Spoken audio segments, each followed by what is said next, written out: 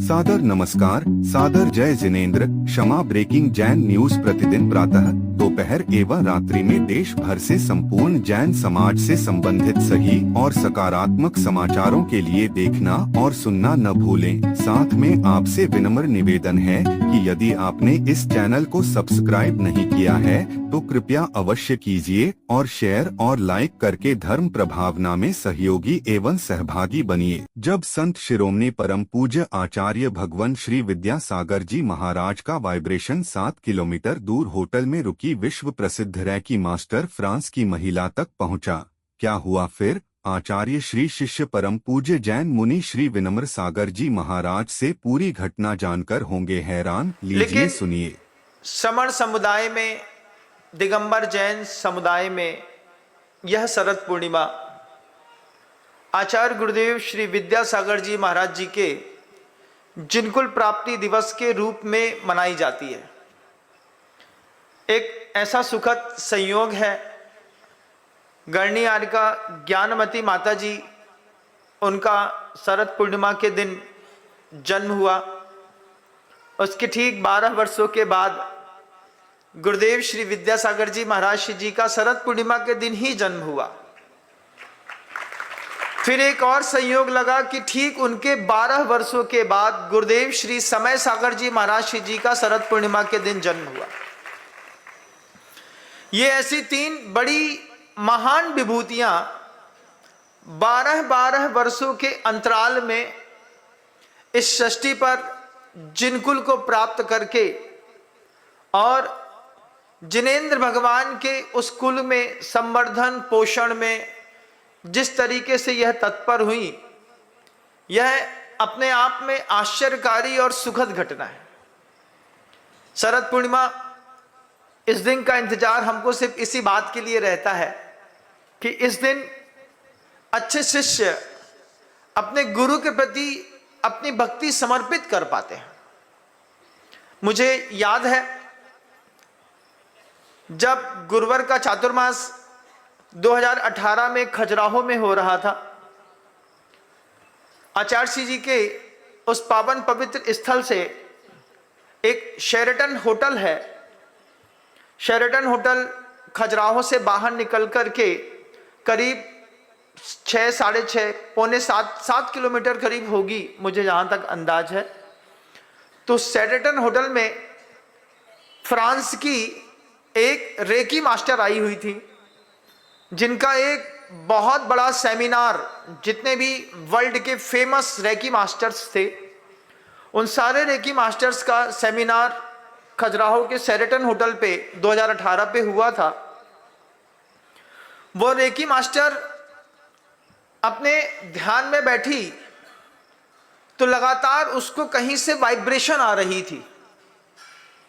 जब उसको लगातार वाइब्रेशन आ रही थी शेरेटन होटल में बैठी बैठी, तो उसने सुबह करीब 7 बजे का समय होगा, अपने ड्राइवर से कहा कि मुझे जहां मैं बोलती हूं वहां ले चलो। और वो रेकी मास्टर धीरे धीरे करके 7 किलोमीटर के एरिया को पार करके खजुराहो के जैन मंदिर के सामने आकर के उसने गाड़ी रोकी।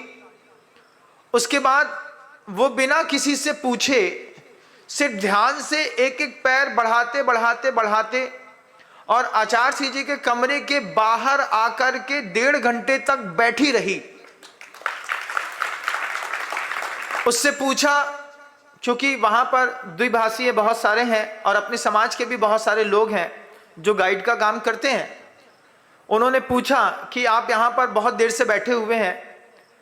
तो तब कुछ लोग उनको पहचानते थे, उनके साथ उनका प्रोटोकॉल भी था, वे भी उसके पीछे फॉलो अप हो रहा था। गुरुवर अंदर बैठ करके अपना स्वाध्याय इत्यादि कर रहे थे। उन्होंने बाद में जब गुरुवर से उनकी मुलाकात कराई, तब उन्होंने बाद में जनता से जो बात कही कि मुझे मेरे होटल पे गुरुजी का वाइब्रेशन लगातार आ रहा था, जिससे मैं अपने काम से हट करके इन तरफ आकर्षित होकर के शेरेटन होटल से मैं सिर्फ इनको देखने के लिए आई। मुझे ऐसा लग रहा था जैसे कोई मॉन्यूमेंट्स होंगे पुराने जमाने के, कोई मंदिर होगा, कोई मंदिर मुझे खींच रहा है।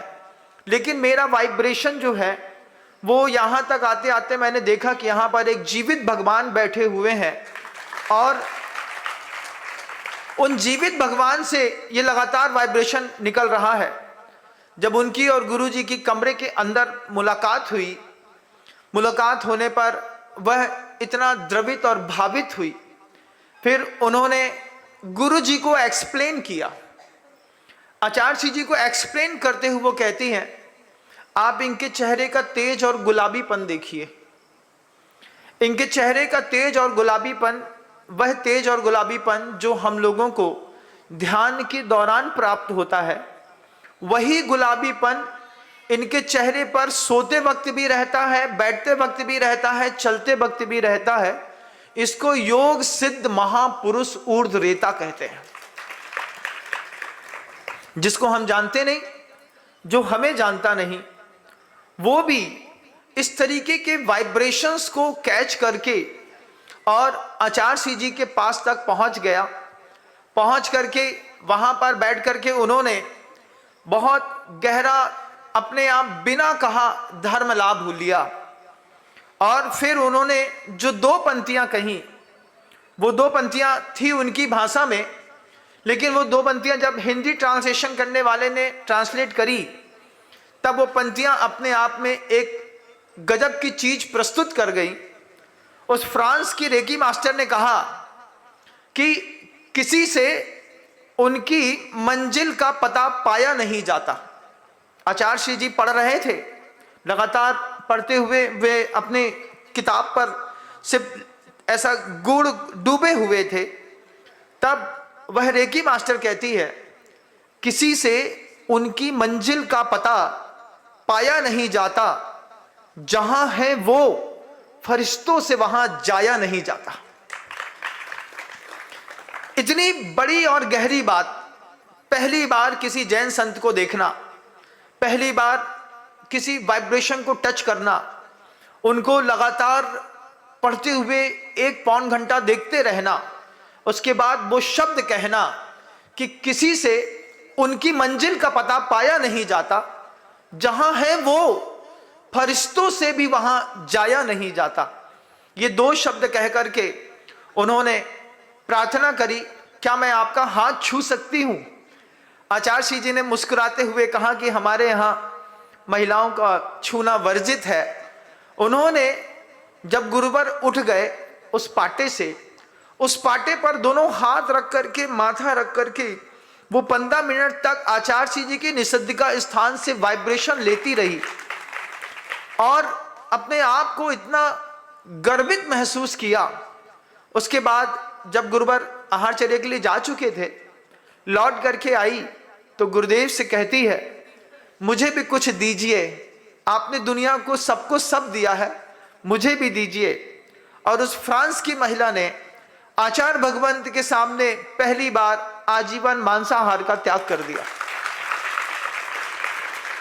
ये चीज हमें कुछ दिखाती है।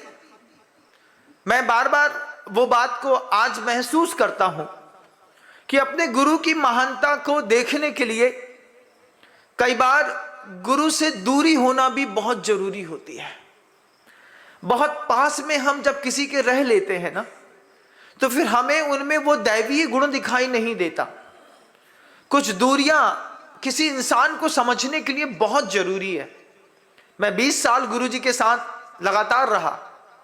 उसके बाद जब मैं बाहर निकला, आचार्य जी ने आदेश दिया कि विनम्र थोड़ा सा बाहर भी आपको जाना है। मैं बाहर आया। बाहर आकर के जब मैंने गुरु जी को महसूस किया, दुनिया भर का आदमी एक ही जगह लगातार खिंचता है, जिसका नाम आचार्य विद्यासागर जी महाराज है। मैंने बाहर जाने के बाद जब एक चंडी प्रसाद जी हैं इंदौर के अंदर, अभी उनसे मुलाकात हुई, वो चले गए। हाँ नहीं, वो चंडी प्रसाद जी जो वैद्य हैं वो नहीं, उनकी बात नहीं कर रहा हूं, वो एक ज्योतिषाचार्य हैं। उनसे मेरी जब मुलाकात हुई तो उन्होंने जो बात कही वो बात भी बड़ी गजब की थी। वो कहते हैं कि आचार्य जी से मैं करीब 13 वर्ष पहले मिला था। आज अभी तो मेरा उनका यहाँ पे मिलना हुआ, लेकिन वो उनसे 13 वर्ष पहले मिले थे। तब उन्होंने कहा कि उनकी शक्तियां समझ से बिल्कुल परे हैं। कैसे हैं आचार्य विद्यासागर जी महाराज? आप एक अजैन व्यक्ति के मुख से गुरु को जब सुनेंगे और समझेंगे तब समझ में आएगा। उन्होंने कहा कि उनकी शक्तियां समझ से परे हैं, उनकी दर्शन की शक्ति समझ से परे है, उनके सम्यक ज्ञान की शक्ति समझ से परे है, उनके चारित्र की शक्ति समझ से बिल्कुल परे है, उनकी करुणा की शक्ति समझ से परे है, उनकी वात्सल्य शक्ति भी हमारी आपकी समझ से बिल्कुल परे है। ये तो ठीक था। मैंने उनसे एक ही बात कही, गुरु की सहन शक्ति भी समझ से बिल्कुल परे है। आचार्य श्री जी की अनंत शक्तियां, उन अनंत शक्तियों में उन्होंने मुझे 2-4 चीज की बात कही, फिर 2-4 चीज तो मैंने खुद ही जोड़ी। मैंने कहा मेरे गुरु की ज्ञान शक्ति, दर्शन शक्ति, चारित्र शक्ति, गुरु जी की करुणा शक्ति, गुरु जी की वात्सल्य शक्ति, इससे ऊंची गुरु जी की सहन शक्ति, आचार्य भगवंत की सहन शक्ति भी समझ से बिल्कुल बिल्कुल परे है बंधु। मैंने उनकी दर्शन शक्ति देखी, लेकिन उस दर्शन शक्ति पर मुझे उतना विश्वास तब नहीं हुआ जब मैं उनके पास था। हकीकत है इधर की। लेकिन जब बाहर निकला और कहा कि आचार्य भगवंत, जब चंडी प्रसाद जी ने कहा कि वो कैसे हैं, वो कहते हैं कि उनकी दर्शन शक्ति बिल्कुल समझ से परे है, उनको कोई समझ नहीं सकता। वो क्या सोचते हैं, क्या गढ़ते हैं, किस तरीके का वो अपने आप आसपास वातावरण बनाते हैं, ये बात सामान्य व्यक्ति नहीं समझ सकता। बोले मैंने समझी। मैं सबसे बड़ा ज्योतिषाचार्य माना जाता हूं, और नीतिकारों ने एक बहुत अच्छी बात कही है कि मंत्र में, तीर्थ में, देवता में,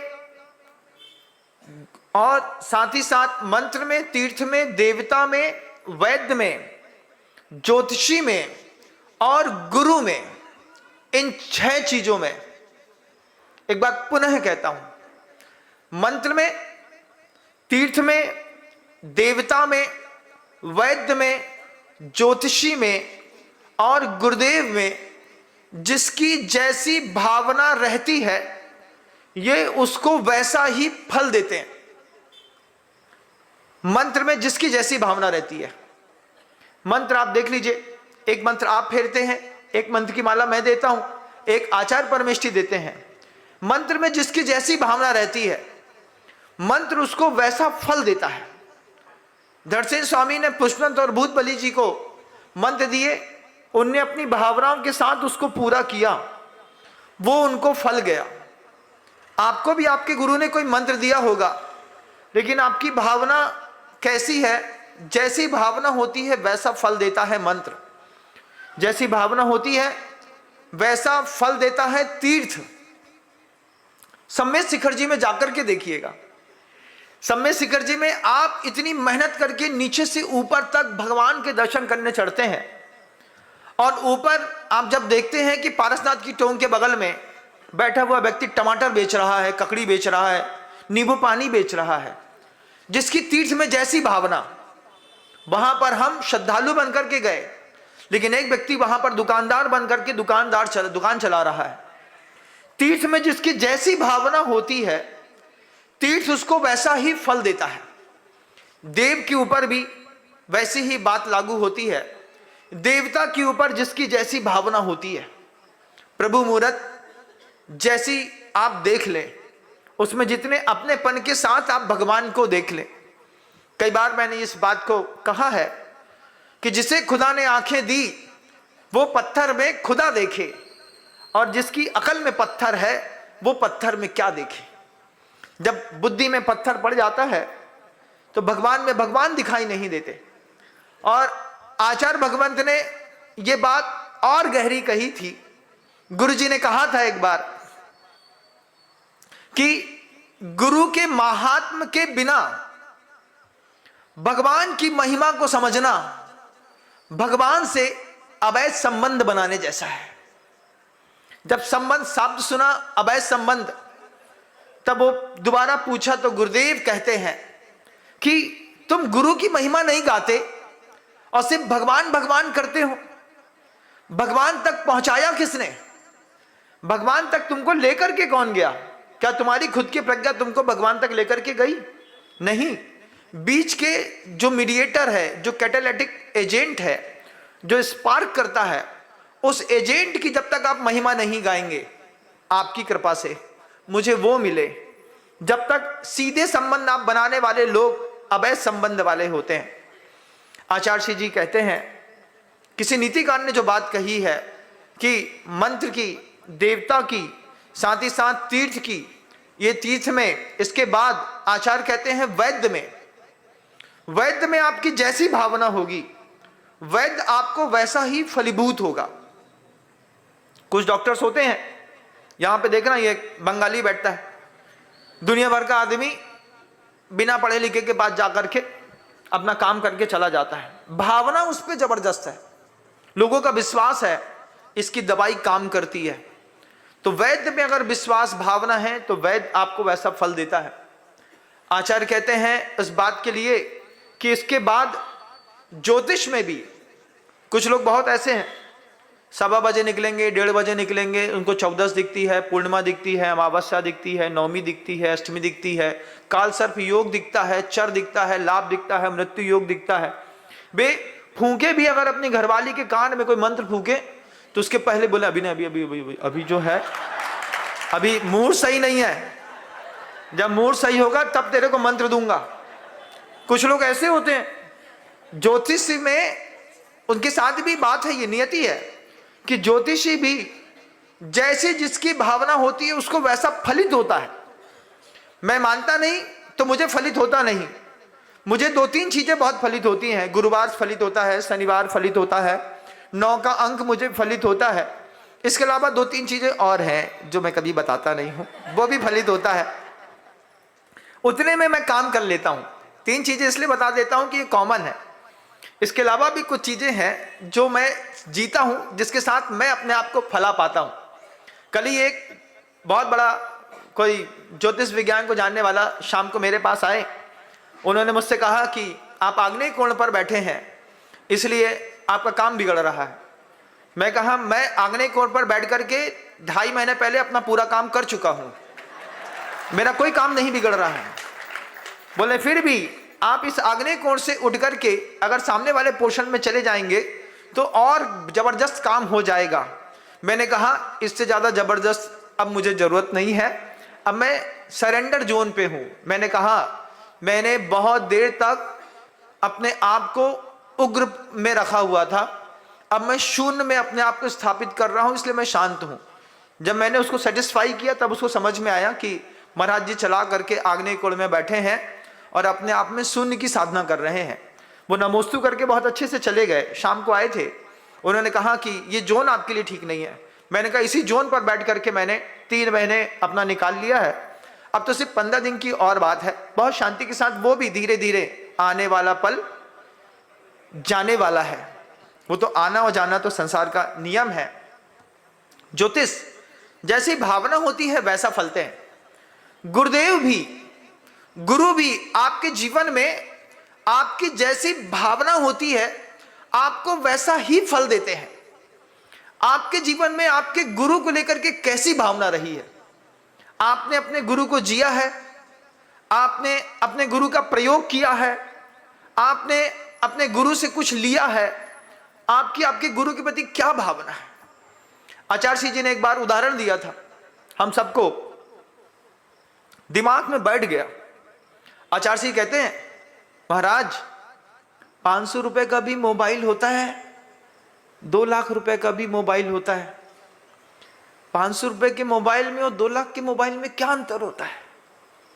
तो बोले उसके फंक्शंस बड़े जबरदस्त होते हैं, उसमें सुविधाएं बहुत होती हैं, उसमें अंदर का मैकेनिज्म बहुत जबरदस्त होता है। फिर गुरुजी कहते हैं ऐसे ही कुछ 500 वाले शिष्य होते हैं, कोई 2 लाख वाले शिष्य होते हैं। दोनों में अंतर क्या होता है? बोले अपने अपने डेडिकेशन का अंतर होता है। उस डेडिकेशन से शिष्य की कीमत भी किसी की 500 रुपए की रह जाती है, कोई 2 लाख वाला हो जाता है। ये डेडिकेशन का कमाल होता है। जैसे हल्के मोबाइल देने पर आपका स्टेटस मेंटेन नहीं होता, लेकिन महंगे मोबाइल ले लो, पता चला चलाते ही नहीं आता। ये भी बड़ी आफत है। एप्पल का मोबाइल खरीद लिया, खरीदने के बाद सिर्फ फोटो खींचने का काम आता, दिखाने के, उसके फंक्शन ही नहीं पता। 790 प्रकार के फंक्शन एक एप्पल के एंड्रॉइड पे होते हैं, चलाने वाले 4 ही 5 फंक्शन चलाते हैं। लेकिन गुरु जी ने कही वो बात कि जैसा सस्ता मोबाइल भी होता है और महंगा भी होता है, ऐसा सस्ते गुरु भी होते हैं और महंगे गुरु भी होते हैं। ऐसे ही सस्ता शिष्य भी होता है और महंगा शिष्य भी होता है। आपकी गिनती किसमें आती है आप खुद तय करिएगा। मैं कोई प्रमाण पत्र देने के लिए तो बैठा नहीं किसी को, मैं तो बस वो बात करने के लिए बैठा कि गुरु को आप जिस भावना के साथ जीते हैं, गुरु आपको वैसा ही फलीभूत होते हैं। इतने सारे शिष्य समुदाय हैं हर गुरु के, वो जैसा अपने गुरु को जीते हैं उसको गुरु वैसा ही फल देते हैं। सबके जीवन का अपना अपना ध्येय होता है। किसी के जीवन का ध्येय आत्म कल्याण होता है, किसी के जीवन का ध्येय जन कल्याण होता है, किसी का जीवन का ध्येय कुछ और भी हो सकता है। लेकिन अपने अपने जीवन के ध्येय के कारण ही गुरु फलीभूत होते हैं। मुझे भी मेरे गुरु फल रहे हैं, थोड़ा नहीं बहुत फल रहे हैं। किसी ने पूछा अभी हमसे परसों, आपके जीवन में गुरु का आपके जीवन में क्या उपकार है महाराज? मैंने एक ही बात कही कि सबसे पीछे आने वाले शिष्य को जो गुरु सबसे आगे बैठा दे, ये गुरु की महिमा नहीं है तो और क्या है। सबसे अंत में आया और आज सबसे आगे गुरुदेव ने मुझे बैठा दिया, ये गुरु जी की ही तो महिमा है। नहीं तो अपन कल भी शून्य थे, आज भी शून्य है। अगर गुरु का एक अंक साथ में न जुड़ा होता तो अपनी शून्य की तो कोई कीमत ही नहीं थी। शिष्य के ऊपर इस तरीके का गुरु अपने आप जबरदस्त उपकार करते हैं, जबरदस्त। आचार्य समय सागर जी महाराज श्री जी, उनसे एक बार चर्चा हुई। उन्होंने जब वे सामान्य मुनि के रूप में संघ में रहते थे, वरिष्ठ मुनि थे, और उनसे पूछा कि आचार्य श्री जी के मुनि बनने का क्या है? तो महाराज जी बड़े अच्छे भाव से कहते हैं, पहला गुरु कौन है? पहला गुरु बताओ, गुरुदेव का पहला गुरु बताओ। मैं सोच नहीं पाया। आचार्य श्री जी खुद कहते हैं, समय सागर जी महाराज श्री जी कहते हैं, किसी भी जीव की पहली गुरु उसकी मां होती है, और मां श्रीमंती का विद्यासागर जी भट्टारक की समाधि केंद्र पर अटूट श्रद्धा थी। उस अटूट श्रद्धा का हर महीने जाती थी।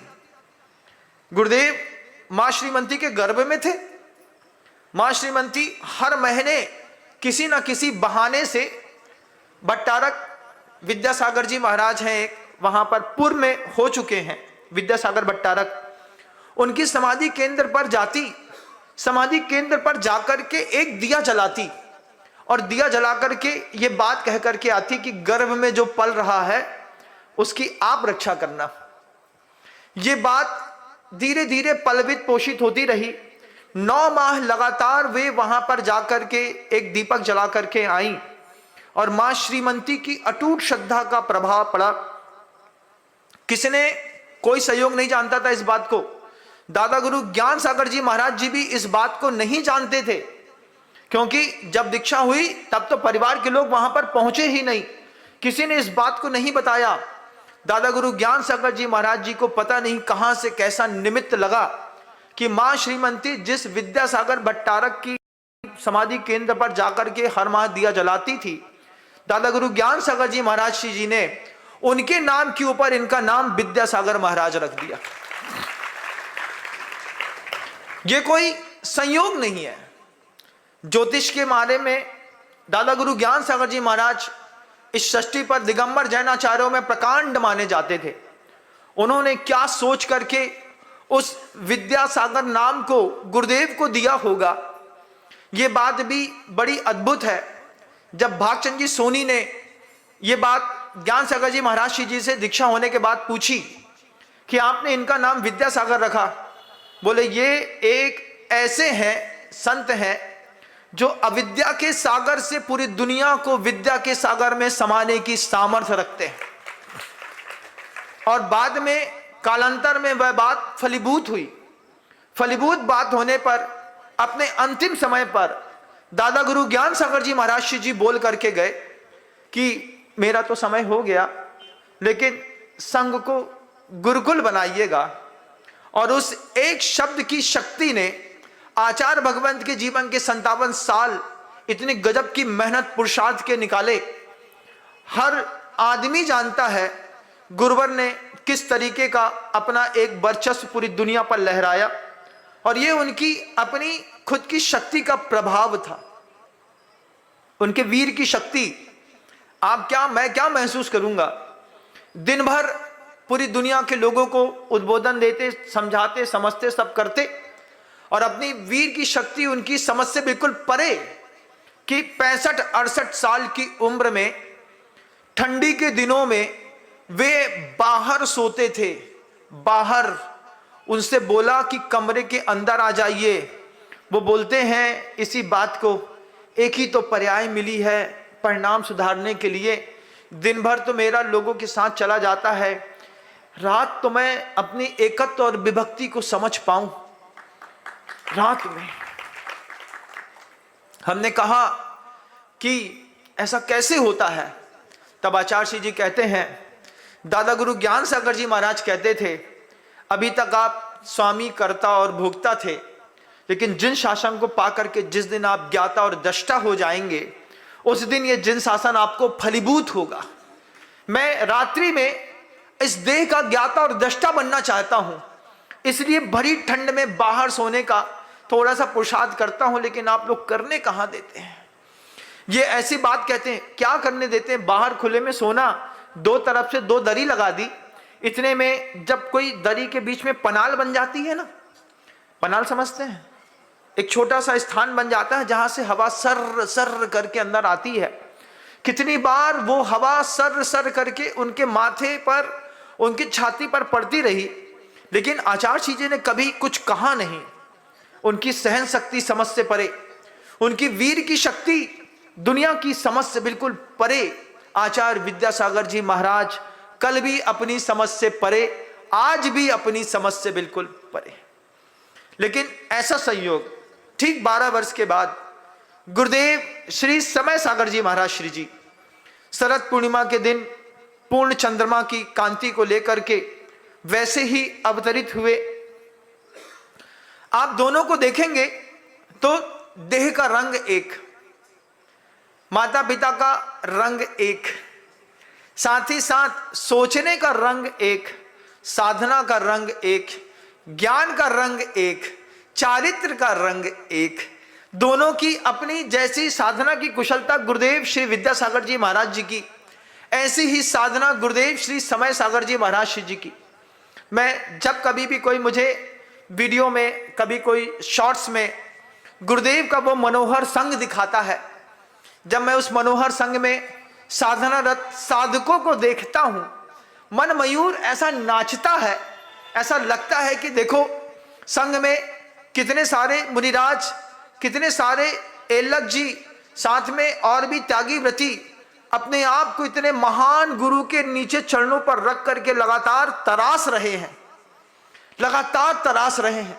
आप पूरे संघ का चेहरा देखिए ना, संघ का प्रत्येक साधक आपको मंच पर आंख नीचे झुका करके नीचे बैठा हुआ चुपचाप दिखेगा, स्ट्रिक्ट दिखेंगे, साधनाशील शरीर दिखेगा, नजरें झुकी हुई दिखेंगी, चेहरे पर गंभीरता दिखेगी। ये देखने के लिए मन ललायित होता है।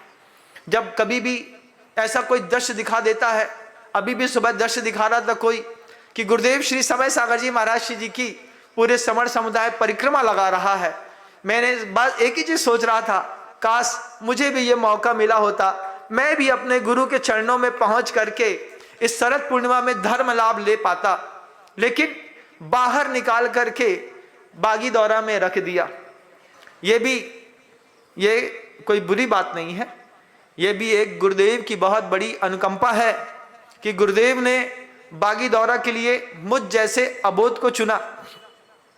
कहा बिनम सागर जी आप बागी दौरा जाइए, वहां पर शांतिलाल जी भगवान बहुत आश्चर्यकारी हैं, उनकी भी आप धर्म लाभ लेने का, सेवा करने का मौका प्राप्त करिए।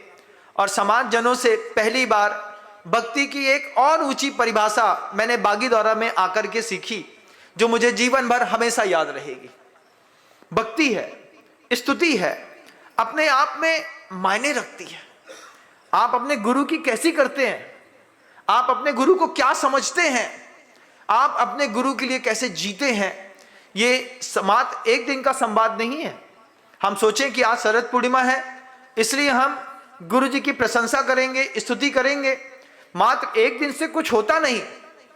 किसी साधक ने हमसे वो बात कही थी कि दुनिया में एकमात्र ऐसे संत हैं आचार्य विद्यासागर जी महाराज, जिनके पास छिपाने के लिए कुछ नहीं है। जब मैंने ये शब्द सुना, फिर उन्होंने खुद व्याख्या करी। उन्हें कहा दुनिया का कोई भी संत के पास जाना, उसके पास छिपाने के लिए कुछ होता है। कुछ काम ऐसे होते हैं वो जो बंद दरवाजे में करता है, कुछ काम ऐसे होते हैं जो वो एकांत में करता है। लेकिन आचार्य विद्यासागर जी महाराज ही मात्र एक ऐसे महाराज हैं जो 24 घंटे खुले दरवाजे में जिंदगी जीने का हौसला रखते हैं। छिपाने के लिए कुछ नहीं है उनके पास। फिर वो कहते हैं गुरु वो ही होता है जिसके पास छिपाने के लिए कुछ नहीं होता। वो कभी भी इतना बड़ा जीवन देखा मैंने, गुरु जी का 25 साल देखा। वे उनको जाना होता, अपना पीछे कमंडल उठाते और निकल जाते, निकल करके अपना चलते बने, पीछे क्या बाजोटा है, कहाँ पे किस क्या पुस्तक रखी है। बोले मेरा काम नहीं है, ये काम उनका है जिनकी जवाबदारी है। शिष्य आया, देखा गुरुजी निकल गए, उनकी किताबें उसी अछार पे बांधी, उसी के ऊपर एक सुतली बांधी और बांध करके एक पन्नी लगा करके वहीं पे रखी और बस हल्ला किया कि गुरुदेव का विहार हो गया। और वे अनियत बिहारी जैसे स्वर्ग से अनियत विहार करते हुए यहाँ पर आए थे, यहाँ से फिर वे अनियत विहार करते हुए अपनी अनंत की यात्रा पर कुछ दिन उपकार करके हम सब के ऊपर फिर आगे की यात्रा पर निकल गए। अनवरत उनकी यात्रा जारी है, अनवरत उनके पुरुषार्थ जारी हैं, अनवरत उनकी शक्ति समझ से परे है, यहां भी और वहां भी। बंधु, गुरुदेव किसी का भी गुरु होता है ना, वो देह छोड़ सकता है लेकिन अपना शिष्य नहीं छोड़ सकता। देह छोड़ना सरल बात होती है। आज भी सूक्ष्म शरीर से ऊपर से भी हम लोग को नियम से कुछ संकेत तो देते हैं। कल रात में था, सो रहा था, सोते सोते सपने में गुरु जी आए, लेटे हुए थे, उनकी वैयावत्ती चल रही थी। वैयावत्ती चलते चलते मैंने देखा आचार्य जी की जांग में लाल लाल लाल लाल बहुत सारी फुड़िया हो गई हैं, छोटी छोटी छोटी छोटी फुड़िया हो गई। हमने आचार्य जी से पूछा गुरु जी ये क्या है? वो कहते हैं हर्पीस हो गया है। रात में सोते में कहा उन्होंने हर्पीस हो गया है। मैंने कहा कैसे ठीक होगा? वो कहते हैं इसमें घी, खस और चंदन को बराबर मात्रा में मिला करके लगाया जाता है, इसमें दाह बहुत हो रही है। मैं आचार्य जी से मैंने सपने में कहा गुरुजी बस 5 मिनट में मैं घी, चंदन और खस को लेकर के आ रहा हूं, सिर्फ 5 मिनट में। स्वप्न था बिल्कुल, लेकिन स्वप्न भी ऐसा पीड़ा दे गया शिष्य को कि सोते सोते में मैं वहां पर भटक रहा हूं, हर महाराज के कमरे में जा रहा हूं, उनसे पूछ रहा हूं आचार्य जी को हर्पीस हो गया है, आपके पास चंदन है क्या, आपके पास खस है क्या, शुद्ध घी है किसी के पास ताजा वाला? इतने में एक ब्रह्मचारिणी आती है, वो कहती है महाराज जी बिल्कुल ताजा वाला शुद्ध घी लेकर के आए हैं गाय का। मैंने वो घी लिया, उसके बाद मैंने चंदन लिया एक साधु से, लेकिन खस नहीं मिला। खस ढूंढते ढूंढते ढूंढते ढूंढते मेरे रात के 11:30 बजे से रात का 2:15 बज गया। अब 2:15 बजे रात में सोते सोते अंदर से आवाज आ रही है। गुरुजी क्या सोचते होंगे कि मैं उनसे बोल करके आया हूं कि मैं खस, चंदन और घी लेकर के आया और अभी तक मैं वहां तक नहीं पहुंचा। आचार्य भगवान क्या सोचते होंगे, क्या सोचते होंगे? ऐसा सोचते सोचते सोचते सपनों में भी जिस शिष्य को अपने गुरु की पीड़ा दिख जाए, उस शिष्य की अपने आप जय जयकार होती है। मैं आप सबसे कहना चाहता हूं, आप कभी अपने गुरु को अपने सपने में महसूस करिएगा। मैं बाद में जब चंदन और घी लेकर के गुरु जी के पास पहुंचा, सपने की बात चल रही है, आज रात का सपना है। मैं पहुंचा, मैंने कहा गुरु जी खस नहीं मिला, ये चंदन और घी है, ये लगा दूं? आचार्य जी कहते हैं चंदन एकदम से उग्र हो जाता है, इसमें खस डालना जरूरी है।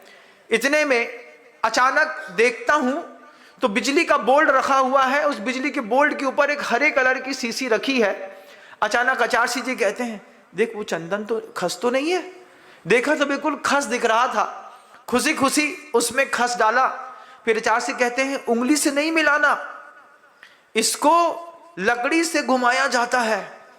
सपने में आचार्य जी कह रहे लकड़ी से घुमाया जाता है। मैंने लकड़ी से घुमाया और आचार्य जी कहते हैं इसको तर्जनी को हटा करके ऊपर से छिड़को। हमने पूछा ये उंगली क्यों नहीं? बोलते ये उंगली अहंकार की उंगली होती है। जब कभी भी किसी को कुछ दिखाना होता है, डराना होता है, क्रोध मान माया लोभ आती है, सबसे पहले क्या बोलते हैं? ऐसी उंगली दिखाते हैं ना, ऐसे थोड़ा संभल के। ये उंगली इसका औषधि में प्रयोग नहीं करते, क्योंकि ये उंगली अहंकार की उंगली होती है। रात में सोते सोते गुरुदेव कह रहे विनम्र वो वाली उंगली नहीं, ये 2 उंगली के माध्यम से उसको उठाओ और हाथ मत लगाना, दर्द करेगा, ऊपर से ऐसा छिड़को।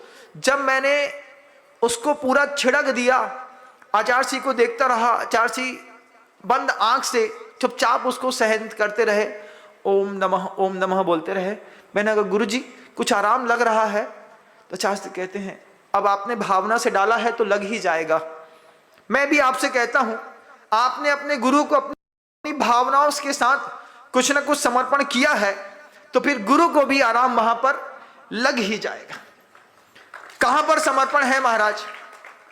वो भावनाओं का समर्पण गुरु के जाने के बाद भी कुंडलपुर पे है। उन भावनाओं का समर्पण आज भी भाग्योदय तीर्थ पर है। उन भावनाओं का समर्पण आज भी जबलपुर तिलवारा घाट पे है। उस भावनाओं का समर्पण आज भी रामटेक प्रतिभा स्थली पर है। उस भावनाओं का समर्पण बागीदौरा के शांतिनाथ जी भगवान विद्या समोदय तीर्थ पर है। उस भावनाओं का समर्पण आज भी आचार्य भगवंत के जाने के बाद भी चंद्रगिरी डोंगरगढ़ पर है, बनने वाले मंदिर पर है।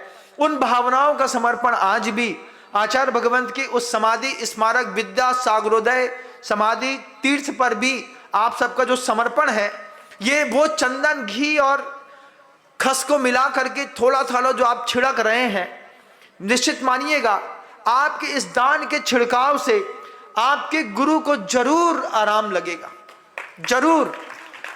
आज मैंने देखा उपाध्याय जी भी यहां पर आकर के अपना उस चंदन केसर और खस को छिड़कने के लिए वो यहां पर आ गए। उनने भी शरद पूर्णिमा का दिन चुना, जाऊंगा गुरुदेव के लिए मैं भी कुछ समर्पित करके आऊंगा। भक्ति बस इसी का नाम है बंधुओं, बुलाने से नहीं होती, कराने से नहीं होती, वो अपने आप होती है। Kshama breaking Jain news YouTube channel पर विज्ञापन देकर धर्म प्रभावना में बने सहभागी। विज्ञापन देने हेतु संपर्क कीजिए मोबाइल नंबर 9026900740 एवं समाचार एवं वीडियो भेजने हेतु WhatsApp number 9335236222। Kshama breaking Jain news YouTube channel देखने के लिए आपको बहुत बहुत धन्यवाद। सादर प्रणाम, सादर जय जिनेंद्र।